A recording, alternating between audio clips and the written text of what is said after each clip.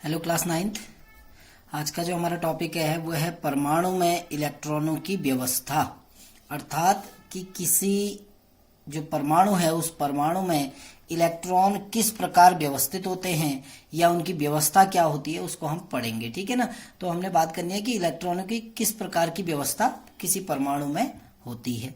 तो जैसा कि हम जानते हैं कि जो इलेक्ट्रॉन हैं, जितने भी इलेक्ट्रॉन होते हैं वो कैसे होते हैं, ऋणावेशित होते हैं।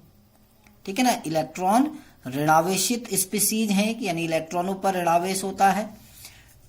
और इलेक्ट्रॉन जो होते हैं इसीलिए वो नाभिक के बाहर एक ऋण आवेशों का मेघ बनाते हैं। यानी अगर ये नाभिक है, इस नाभिक के चारों ओर इलेक्ट्रॉन व्यवस्थित होते हैं। यानी हम सीधे सीधे कहते हैं कि इलेक्ट्रॉन जो कि एक ऋणावेशित कण है, वे नाभिक के चारों ओर एक ऋणावेशित इलेक्ट्रॉनों का मेघ बनाते हैं। मेघ यानी बादल जिस प्रकार होते हैं। ठीक है ना। तो ये नाभिक को चारों ओर से घेरे रहते हैं। ठीक। तो और जिस वृत्ताकार मार्ग में या जिस वृत्ताकार जो मार्ग हैं उनमें जो इलेक्ट्रॉन उपस्थित होते हैं, उन वृत्ताकार मार्गों को हम उसके कोष कहते हैं। ये हम पहले पढ़े हुए हैं। ठीक है ना। कि इलेक्ट्रॉन जिन कक्षाओं में गति करते हैं या जिन मार्गों में वो गति करते हैं या जिस वृत्ताकार मार्ग में वो रहते हैं उसको हम उसकी कोष कहते हैं। ठीक है ना। तो इलेक्ट्रॉन कहाँ व्यवस्थित होते हैं? इलेक्ट्रॉन व्यवस्थित होते हैं कोष में। कोष कह लो, आप उसको कोष भी कह सकते हैं, हम उसको ऊर्जा स्तर भी कह सकते हैं। जैसे ये जो कोष या ऊर्जा स्तर होते हैं, ये 4 कोष हैं आपके। कौन कौन से हैं? के, एल, एम और एन। या तो इनको के, एल, एम, एन से प्रदर्शित किया जाता है या इनको संख्याओं से 1, 2, 3, 4।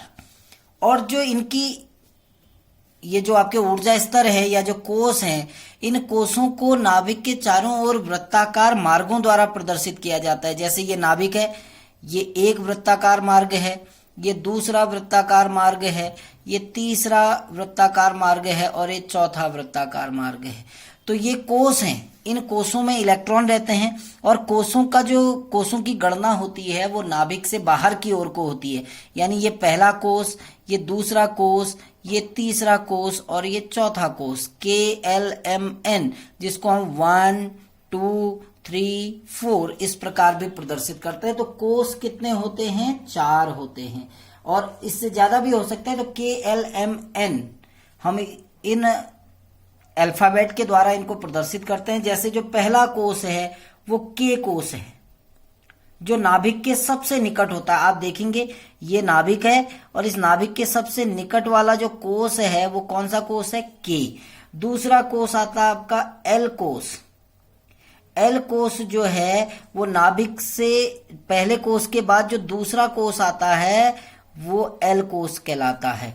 एल कोष की ऊर्जा के कोष की अपेक्षा ज्यादा होती है। ये ध्यान रखना कि जैसे जैसे हम बाहर की ओर को जाते हैं, यानी नाभिक से बाहर की ओर को जाते हैं, इन कोषों की ऊर्जाएं बढ़ती जाती है। यानी के कोष नाभिक के सबसे निकट है और इसकी ऊर्जा सबसे कम होती है। एल कोष नाभिक से थोड़ा दूर गया लेकिन इसकी ऊर्जा के की अपेक्षा अधिक है। तीसरा कोष आपका आता है एम कोष। कोष कहो या ऊर्जा स्तर भी कह सकते हैं। इसकी ऊर्जा एल की अपेक्षा और ज्यादा होती है। और चौथा कोष आपका है एन कोष, जिसको हम संख्याएं 1, 2, 3, 4 से भी प्रदर्शित करते हैं, जिसकी ऊर्जा सबसे ज्यादा होती है। और ये जो कोषों की गणना है वो नाभिक से बाहर की ओर को होती है। के, एल, एम, एन 1, 2, 3, 4। ठीक है ना। तो अभी तक हमने बात की कि परमाणु में इलेक्ट्रॉन किस प्रकार रहते हैं। कि परमाणु में इलेक्ट्रॉन नाभिक के चारों ओर कुछ वृत्ताकार मार्गों में व्यवस्थित होते हैं, है ना। नाभिक के चारों ओर इलेक्ट्रॉन कुछ वृत्ताकार मार्गों में व्यवस्थित होते हैं और इन वृत्ताकार मार्गों को हम उनकी कोष कहते हैं या ऊर्जा स्तर कहते हैं। कोष आपके कौन कौन से हैं? के, एल, एम, एन या 1, 2, 3, 4 जो भी दिखाना चाहो आपकी मर्जी है। पहला कोष के कोष है जो नाभिक के सबसे निकट है, इसकी ऊर्जा सबसे कम होती है। दूसरा कोष एल कोष है जो नाभिक से थोड़ा दूर है, इसकी ऊर्जा के की अपेक्षा अधिक होती है। तीसरा कोष एम कोष है जो नाभिक से और दूर है इसकी ऊर्जा L की अपेक्षा और अधिक होती है। चौथा कोष आपका N कोष है जिसकी ऊर्जा सबसे ज्यादा होती है। तो ये इस प्रकार व्यवस्थित होते हैं कि आपका केंद्र में नाभिक होगा। देखिए मैं आपको दिखा रहा हूं, ये आपका नाभिक है, ये पहला कोष है K, फिर L, फिर M, फिर N, ठीक है ना। अब किस कोष में कितने इलेक्ट्रॉन रहते हैं वो अभी मैं आपको बताने वाला हूं। K कोष जो है इसमें अधिकतम 2 इलेक्ट्रॉन रहेंगे। K कोष में अधिकतम 2 इलेक्ट्रॉन रहेंगे। L कोष में अधिकतम आपके 8 इलेक्ट्रॉन रहेंगे। M कोष में अधिकतम 18 इलेक्ट्रॉन रहेंगे और N कोष में अधिकतम 32 इलेक्ट्रॉन रहेंगे।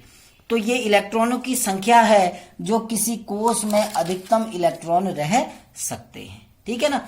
तो पहले कोष में केवल 2 ही इलेक्ट्रॉन होंगे। अगर हमको इलेक्ट्रॉन भरने हैं, जैसे माना ये नाभिक है, ये पहला कोष है, तो पहले कोष में अधिकतम 2 ही इलेक्ट्रॉन रह सकते हैं बस। दूसरा कोष है तो दूसरे कोष जो L है इसमें अधिकतम 8 इलेक्ट्रॉन रहेंगे। 1, 2, 3, 4, 5, 6, 7 और एक 8। ऐसे ही तीसरे कोष में 18 और चौथे कोष में कितने इलेक्ट्रॉन होंगे? 32 इलेक्ट्रॉन होंगे, ठीक है ना। और इलेक्ट्रॉन यहीं से बढ़ते हैं अंदर से बाहर की ओर को, यानी पहले K में होंगे 2 इलेक्ट्रॉन, फिर L में 8, फिर इसमें 18, फिर इसमें 32, ठीक। तो ये तो था इलेक्ट्रॉन किस प्रकार व्यवस्थित रहते हैं। अब हम बात करने वाले हैं तत्वों का इलेक्ट्रॉनिक विन्यास। तत्वों का इलेक्ट्रॉनिक विन्यास जो कि पेपर में लिखने को भी आता है कि इलेक्ट्रॉनिक विन्यास क्या है। मैं अभी पहले इसको बताता हूं कि ये जो शब्द, अभी एक नया शब्द हम लाए हैं इलेक्ट्रॉनिक विन्यास, कि आखिर ये इलेक्ट्रॉनिक विन्यास क्या होता है। इलेक्ट्रॉनिक विन्यास कुछ नहीं है, ये किसी कोष में इलेक्ट्रॉनों की जो संख्या है, किसी परमाणु के विभिन्न कोषों में जो इलेक्ट्रॉनों की व्यवस्था है उसको उस तत्व का इलेक्ट्रॉनिक विन्यास कहते हैं। इसलिए पहले मैं परिभाषा लिख रहा हूं फिर आपको समझाता हूं। ये कहता है कि किसी तत्व के जो परमाणु है, किसी तत्व के परमाणु के विभिन्न कोषों में इलेक्ट्रॉनों की व्यवस्था